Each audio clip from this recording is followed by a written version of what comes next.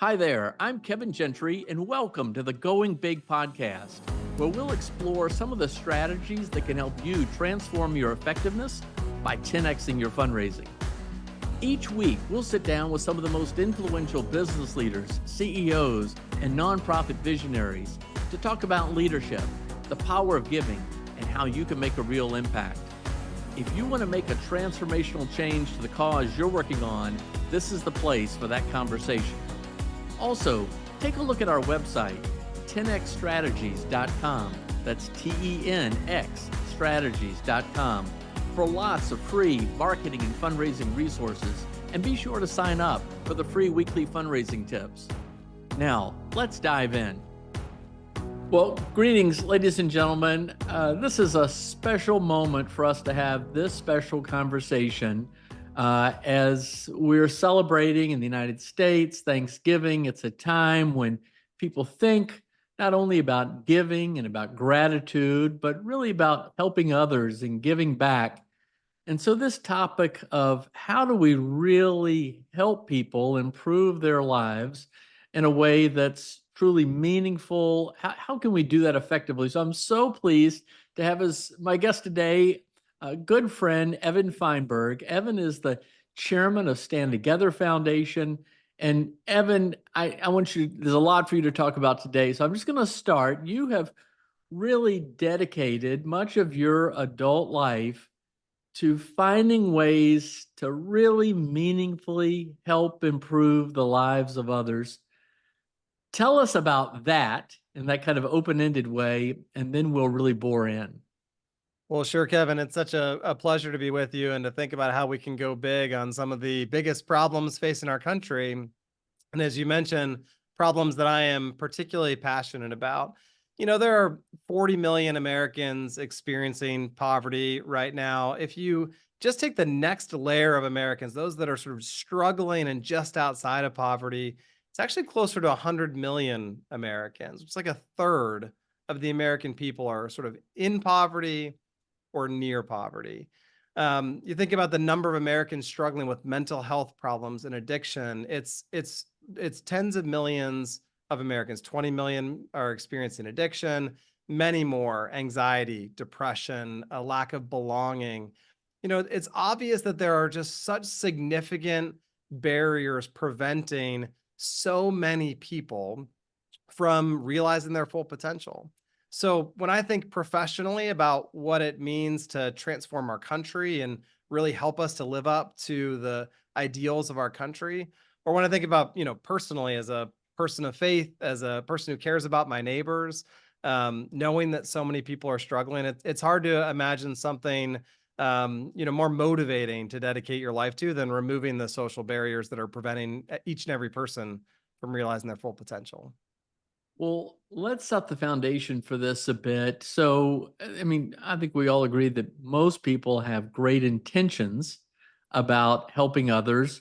Yeah. We just haven't necessarily figured out how well. And whatever we may say, the federal government has spent trillions of dollars on the so-called war on poverty, on many of these programs. You've been pretty outspoken about what is meaningful and helpful. First, if you would, talk about that approach, and then we're going to also talk about some of the way philanthropy and other efforts tackle it too. Yeah. I mean, look, I think the war on poverty has been really well intentioned. People look around and they say, how can in a country so successful, so prosperous, can so many people be struggling? And so if we just spend more money on programs and services and support for the least fortunate, we can eradicate poverty. We can end poverty. We can win the war on poverty. The problem isn't intentions. I'm sure there are some folks that are ill-intentioned as they support some of those policies, but most people are just trying to get good things done. But they've literally spent tens of trillions of dollars. We now spend over $1 trillion in government resources every year aimed at removing the social barriers that prevent people from rising. But the problem is they're solving the wrong problem. They think that we know the problem, that we know the solutions to poverty. We know the solutions to social barriers. And if we just invest in them, if we just resource them, that we can solve the problem. But it actually does the exact opposite because we don't know the answers to how to help people to improve their lives. There's no top down, expert driven solution that we know can work. So instead, we've got to drive bottom up social entrepreneurship where neighbors helping neighbors and people helping people. And we're discovering with local nonprofits and local efforts what actually works. And when you inject all of those top down resources in, you just pick winners and losers, and experts start driving the solutions, and it just never works. So we've spent tens of trillions of dollars in government resources. The poverty rate in America hasn't budged. Social and economic mobility in the country have stagnated. And all the while, we're looking to far off people in Washington, D.C., rather than ourselves to meet the needs of our neighbors and those in need. And the result is sort of just brokenness in our communities and people sort of looking around wondering, how do we get here and what can we do about it? Well, thank you. I mean, that's pretty serious stuff. I mean, not only have we not helped the very people we've been intending to help, in many cases, we believe we've hurt many of those people or created additional obstacles, while at the same time putting an enormous burden on the American people to pay for this thing that didn't work. And as you say, there's a lot of literature about the tragedy of experts, that there is no perfect knowledge, of course. You touched on some of the solutions that are done right at the front lines through social entrepreneurs. Obviously, we want to get to the solution, but just as government may not be the solution, a lot of well-intentioned philanthropy and charitable organizations also aren't hitting the mark. Is that your sense? That's something certainly I've learned from you. Tell us a little bit more about that. Yeah, I mean, it's really about a top-down paternalist mindset that's the problem. And that certainly happens in the halls of Congress or in federal bureaucracies or other forms of government. But it happens in nonprofits and philanthropic organizations all the time. So we spend hundreds of billions of dollars every single year on human services through philanthropy, just private philanthropy. And, a lot of folks that might be listening are very generous contributors. And I think that these statistics are a little shocking and don't tell the whole story. But we did a review of all of the literature out there that looks at nonprofit effectiveness. So random control studies for those that know the business. And less than 2% of the publicly available random control studies on nonprofit interventions showed any meaningful, statistically significant positive results from the nonprofit on the things that they say they were trying to accomplish. So, not even on some objective standard. So, very little of what we're doing in philanthropy, nonprofits, social services is really making any difference at all. And so when we're thinking big together, one of my suggestions is we have to think differently if we're going to think big. We have to think disruptively if we're thinking big. Because if you're just thinking, well, let's just do a little bit more or something a little bit differently from what we're doing today, we're going to get the same results and we're not going to solve any of these problems. So, okay. On the one hand, we could say, wow, this is really discouraging. But on the other hand, I know that because you've devoted your life to this, that you see a much more encouraging path forward. What do you see as a much more effective approach? Yeah, I think we need an entirely different paradigm in communities. We need to go from they got this to we got this. And the they can be people in suits in Washington, D.C. or in boardrooms, or they can be, nonprofit leaders, with national organizations. We have to say, what does it mean for us as ordinary citizens to really think about how do we meaningfully engage to meet the needs of others? You take something as a problem as big as chronic homelessness in the country. There's 143,000 chronically homeless individuals in America at any given time. Seems like a huge problem. We see on the news all the time the sort of intractable problem of of the homeless population in America, but it's 143,000 individuals. Well, there's nearly 400,000 places of worship in the country, churches, synagogues, mosques. And you think about it, if every one of those places of worship could help just one person off the streets, we'd eradicate chronic homelessness 2.5 times over. I could tell similar stories about the number of kids in the child welfare system, the number of chronically jobless. These are these are solvable problems. But instead of thinking about the government as the only thing big enough to solve it, or the really massive nonprofit network as the only thing big enough to solve it, we have to start seeing our communities, people helping people, relationships as the only thing big enough to solve problems. So to me, the future of the social sector is how do you organize people to meet the needs and develop relationships with those who are struggling? And in doing so, you're unlocking human potential in exceptional ways.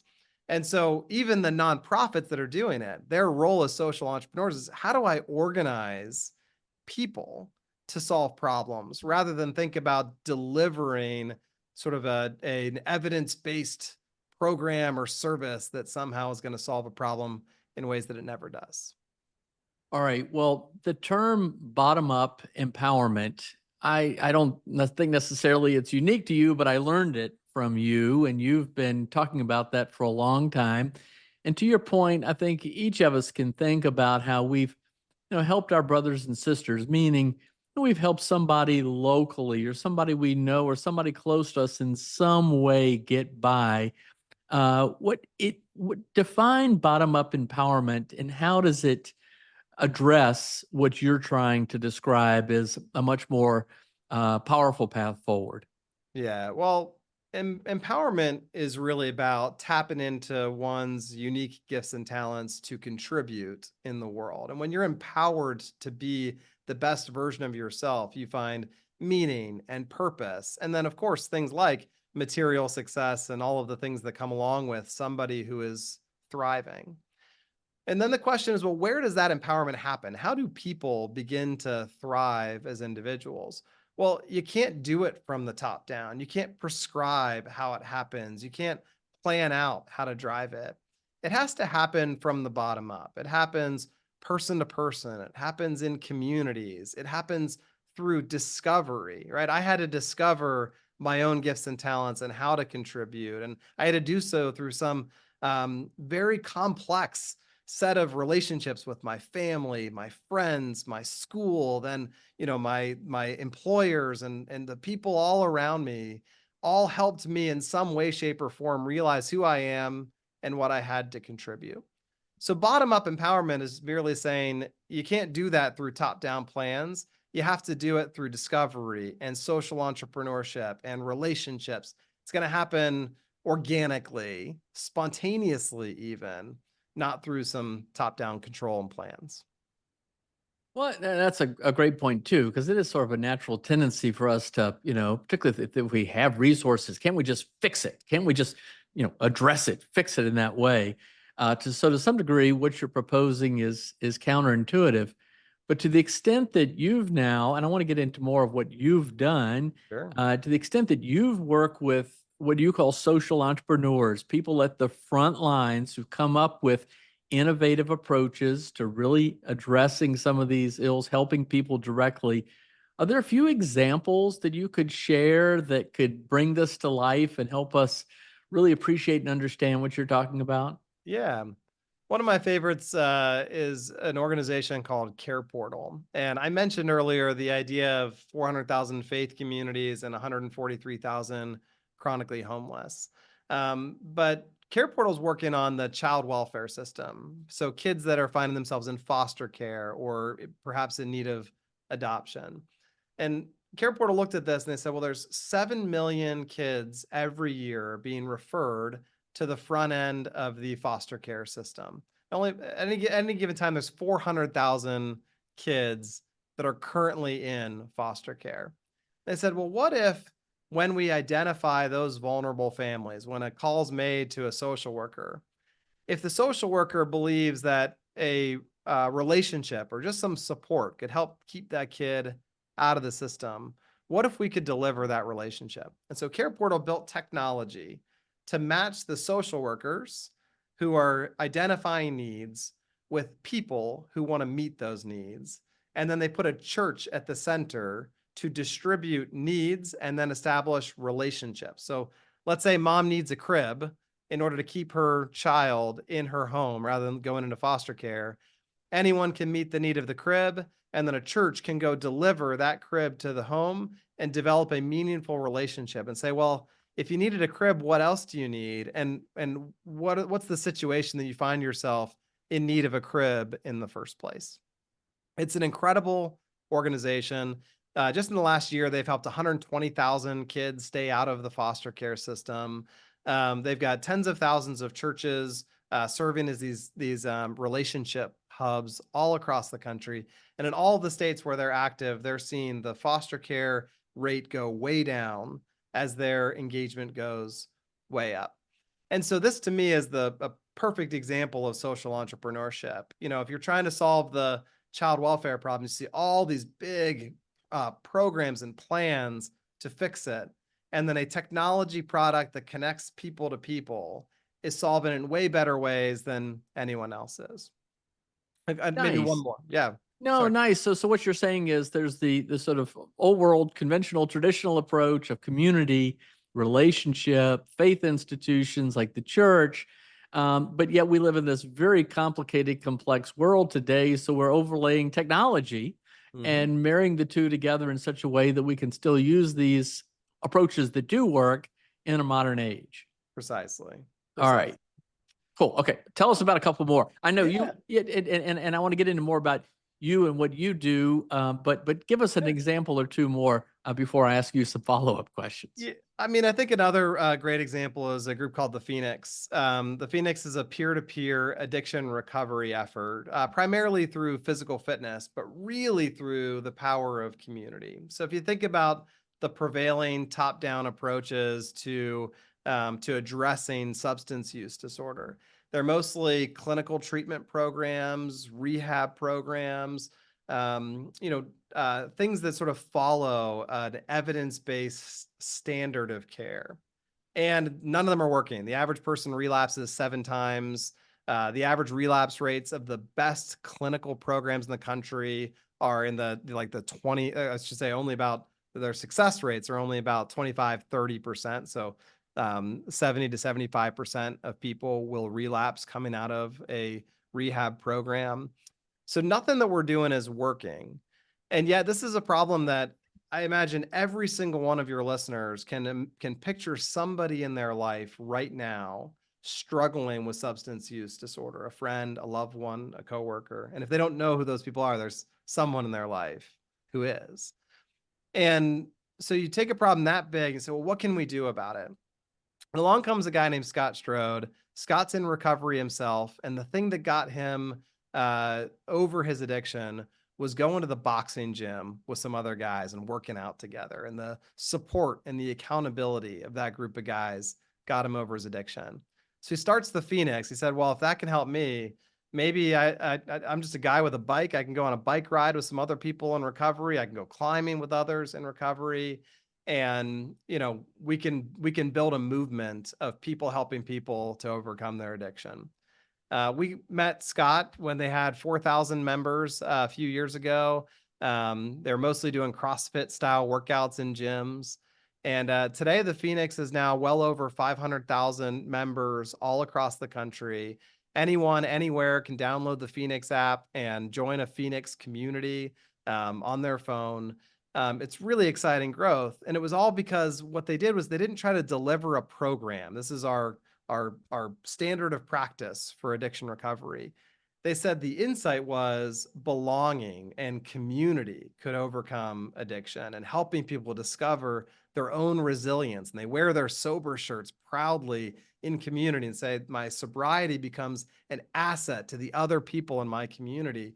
And so they're wildly successful and growing like crazy. And we need a whole lot more stuff like that taking the country by storm.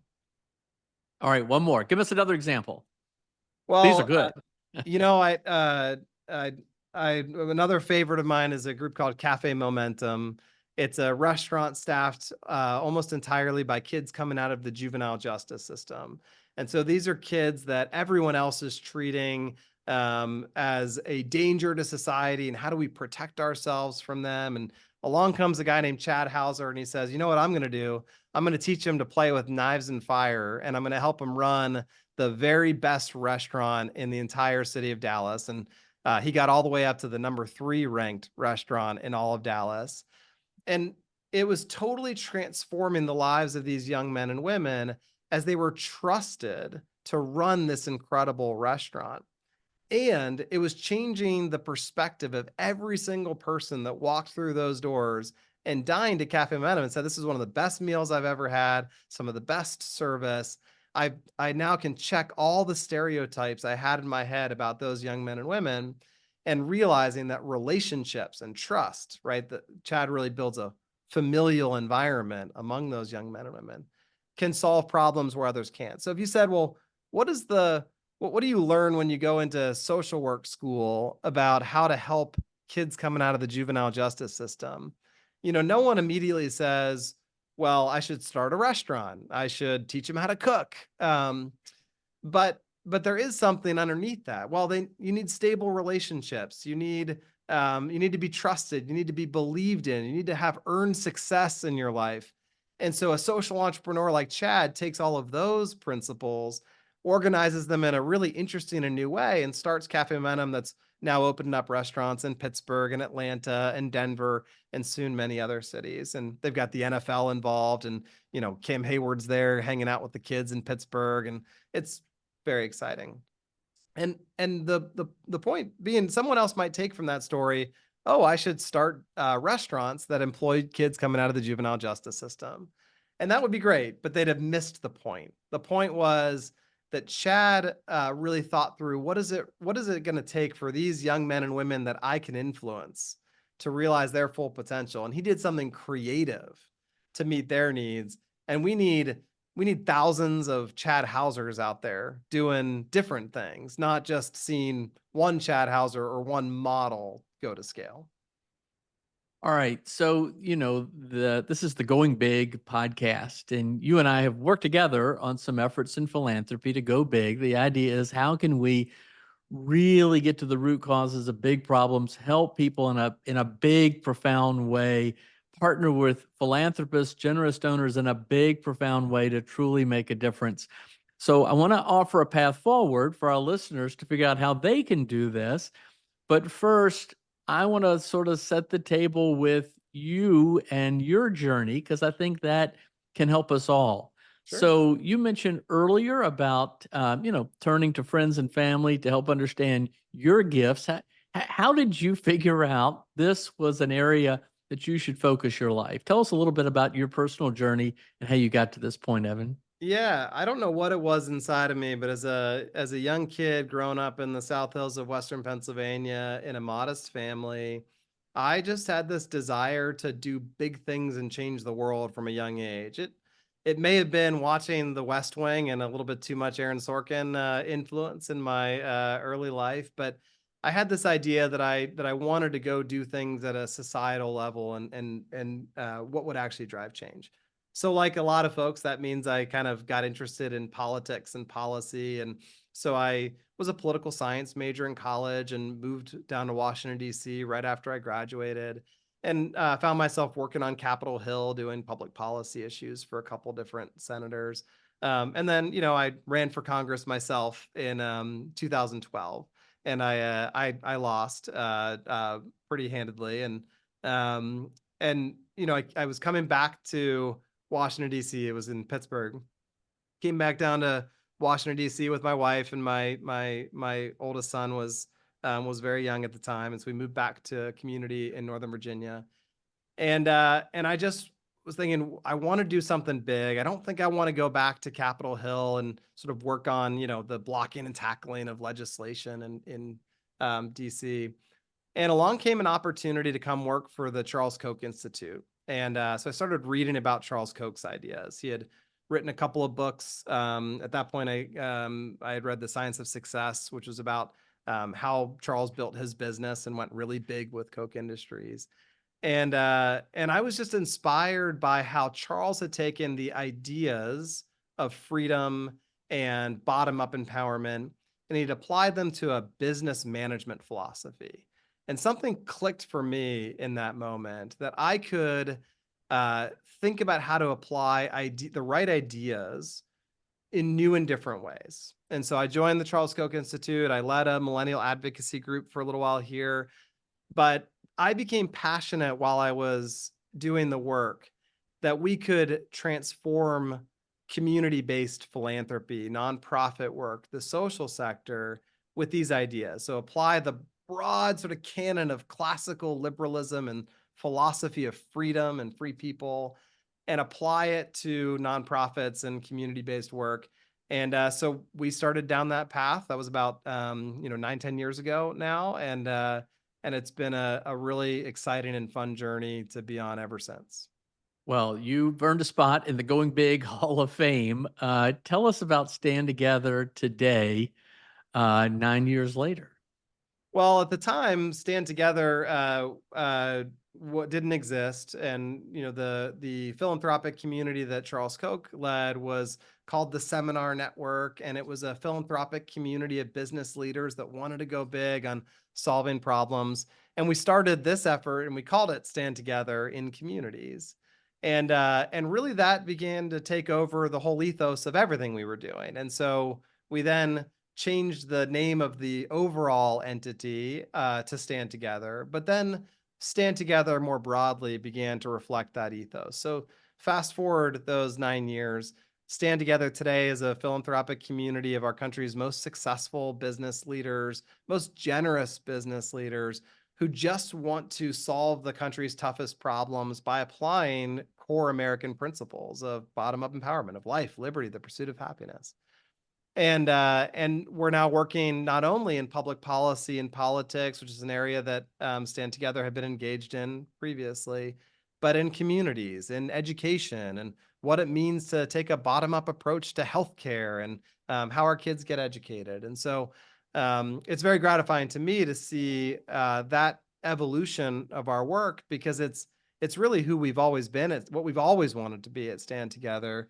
And we've now today built the capabilities to really build movements among the American people to not just support a specific set of ideas about, say, the role of government in society or what have you, but instead, who are we as Americans? Who do we want to be as Americans? How do I empower my neighbors to live their best lives as I live mine? And I think that evolution of Stand Together has been really inspiring to me, and something that I think is exactly what the country needs. Well, that's helpful. You're a key part of the leadership team of the bigger, broader Stand Together community. The Stand Together Foundation is that particular piece that focuses just on the communities, that which you were describing with respect to Care Portal and the Phoenix and Cafe Momentum. You're the founder, you're the chairman of that today. Tell us a little bit more about also the Stand Together Foundation piece and how that works. And perhaps if somebody listening is very motivated and inspired by the Yeah. way you're describing things, how they might become more involved. Yeah, so Stand Together Foundation started traveling all over the country and looking for the social entrepreneurs and change makers that are out there in every single community, the Scott Strodes and Chad Hausers of the world that I talked about earlier.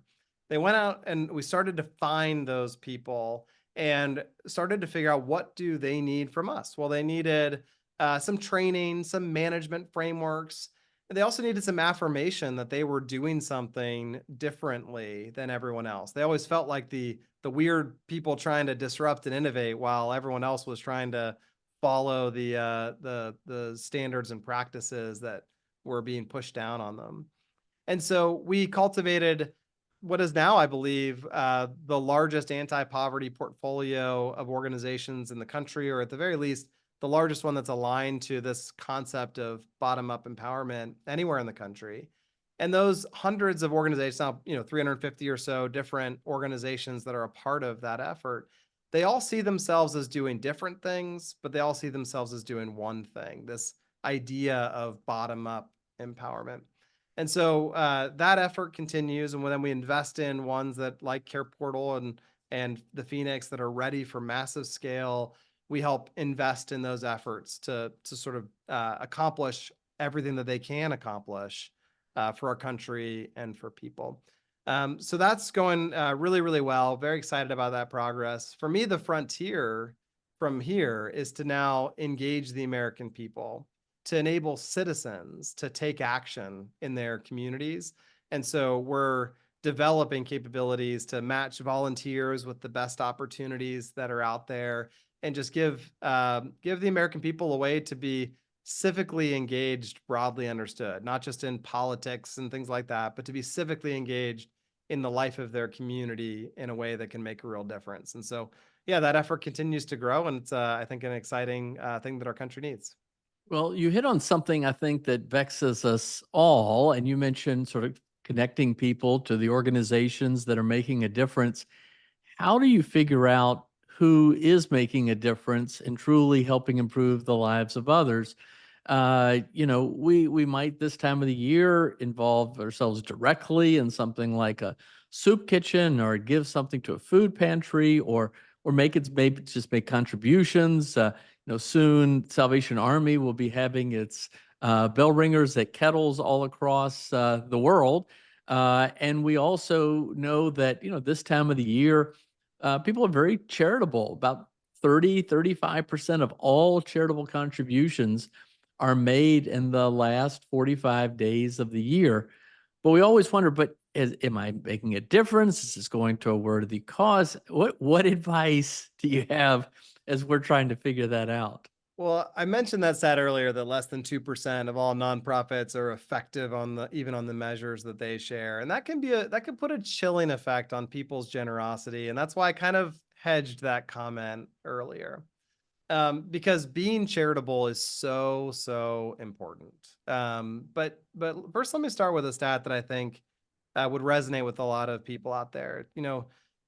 The American people are extremely generous and charitable, and they actually define success in living the American dream as making a positive impact in the lives of others. In fact, it's the most consistent attribute of what people say is living a successful life or living the American dream is making a positive impact on my community.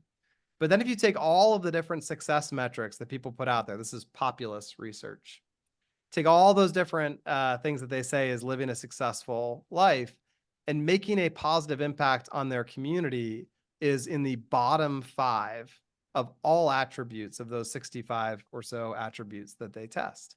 People are more likely to think that they're successfully paying off debt than they are making a positive impact on their community. And the American people are not very successful at paying off debt. So this is something that people want to be good at, whether they're a big philanthropist or a citizen who wants to volunteer. This is what I encounter every day in my job, is people saying, I just want to get good things done, but I'm not sure if I'm making a difference or how I might. And so I'd start here. First, don't trust any of the measures that you're getting from the nonprofits that are sharing with you. They're mostly cherry picking one study from 5 years ago that is only a sliver of their work anyhow, and cherry picking results. Even the really great nonprofits, I don't really trust the measures that they give of their work at this point. What I would trust is your own intuition and gut when you see, touch, and feel what they're doing, right? So I would encourage folks to go visit nonprofits, talk to the people they serve, and determine whether it's the type of person that, if you were an investor, you'd invest in their company. Is this the kind of person and operation that I believe in? So that would be my first recommendation. The second is, when you are asking for measures, ask for customer measures. Ask what their people say about them. Ask if they have any survey results of the people that they're working with. We at Stand Together Foundation have pioneered what we call customer first measurement. Much like customer service organizations ask their customers, were you satisfied with your services? Would you recommend them to a friend or a family member? Did they solve the problem that you came in to solve? We believe that those measures are more predictive of value than these sort of observable high school graduation rates or job placements or whatever else you might be getting from the organization. Um, and then finally, give because it meets your service motive. Give because it helps you be joyous in what you're doing. So if it feels like you're giving out of obligation because somebody came to your door or rang a bell in front of you, it's the wrong reason to give.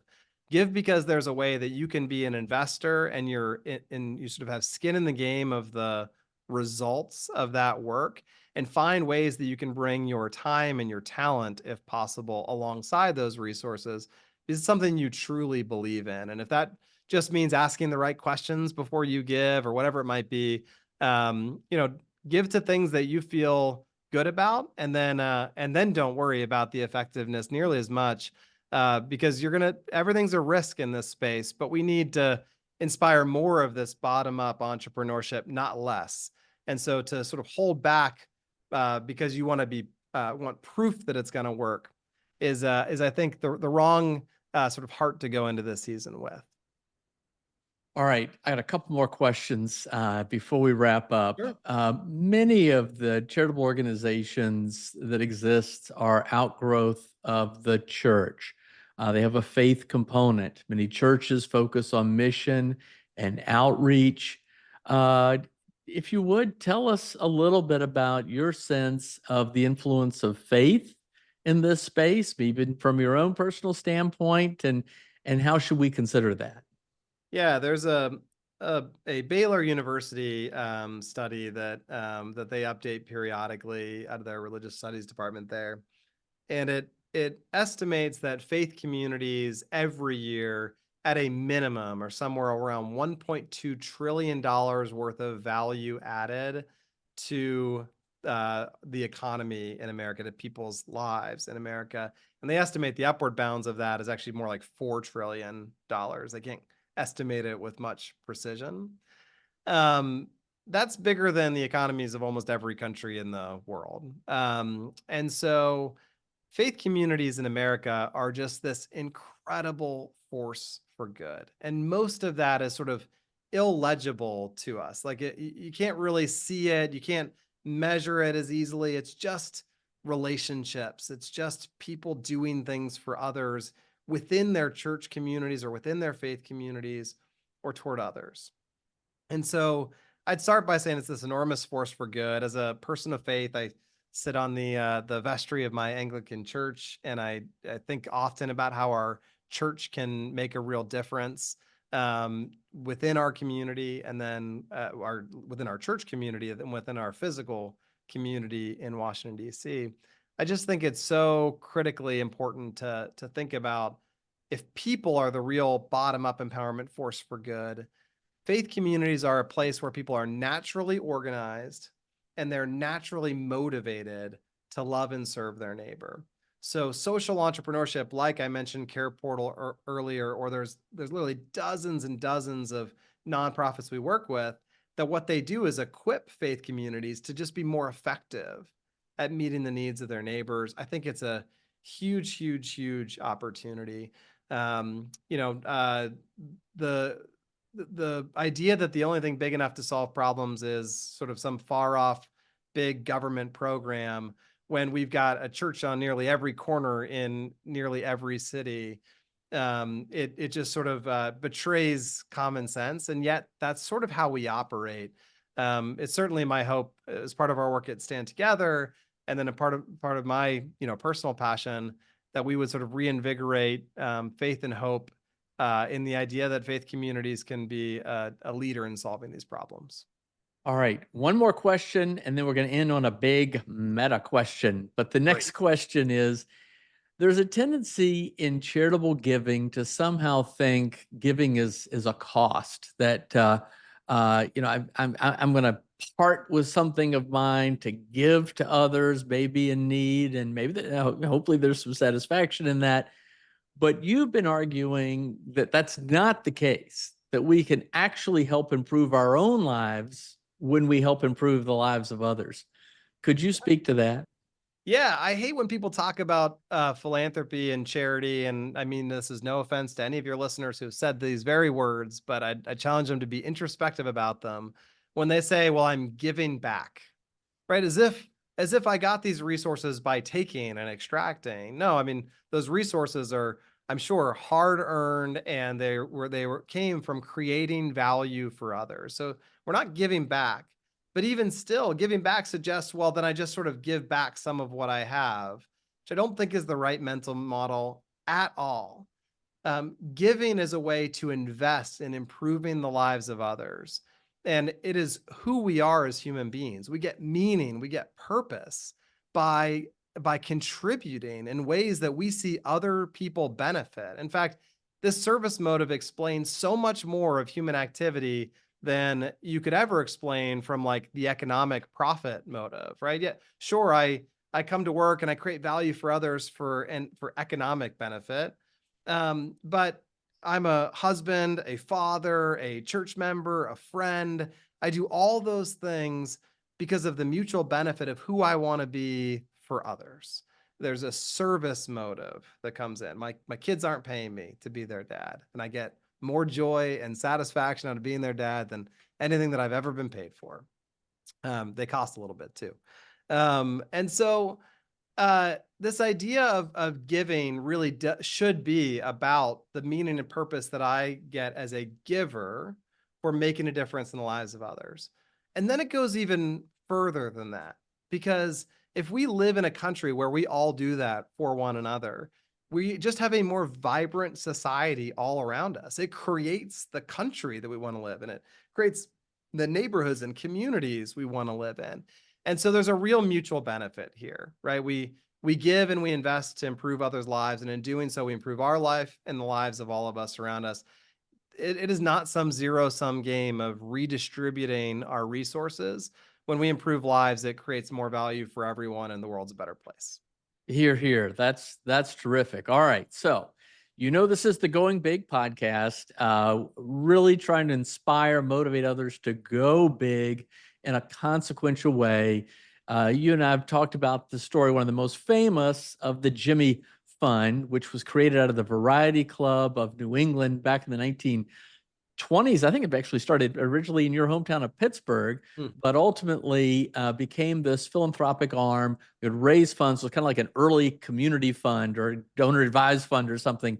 And they famously went to Boston Children's Hospital in the 1940s and went to the head of the hematology department and said, okay, we've got these funds. What would you do with a significant contribution? And the guy says, well, I'd probably buy another microscope. And true story, Dr. Sidney Farber, down the hallway, hears this, comes out of his office and said, with funds like that, I'd find a cure for cancer. And of course, we know the Dana-Farber Cancer Institute today is in a very profound way, not only working on that, but making substantial progress. Dr. Sidney Farber, the father of modern chemotherapy. It's an extraordinary story that really is a great metaphor for everything that we're trying to do here. So this is your opportunity. Evan, send us out with some go big, inspiring words. You're in a lofty spot. You're an important, inspiring leader for us all, and you've really built this community into something that is consequential and will have very positive consequences for a long time in helping to improve the lives of others. So the ball is yours. Help us kind of go out of here in a way that we can be inspired to really, truly go big. Well, if we're going to go big, the thing that I'd want to go big on right now is healing the toxic division and polarization that's happening in our country, that I think is happening because we are seeing all these problems that I started us with. Tens of millions of Americans experiencing poverty and social barriers, all kinds of problems that we see all around us from people realizing their full potential. And the natural tendency is to point fingers at one another, to look for who are we going to blame for that, and what powerful people can we get to solve those problems. And that is a vicious cycle that ends in ruin for our country. That's the problem that I want your listeners to come away today and say, we can solve that. Well, how can we solve that? We can change the paradigm in this country, that we can solve all of those giant problems, not by finding the proverbial cure for cancer in the cure for poverty. It's actually quite different than that. Poverty is not a disease the way that cancer is. There's not sort of a scientific discovery to be made to solve it.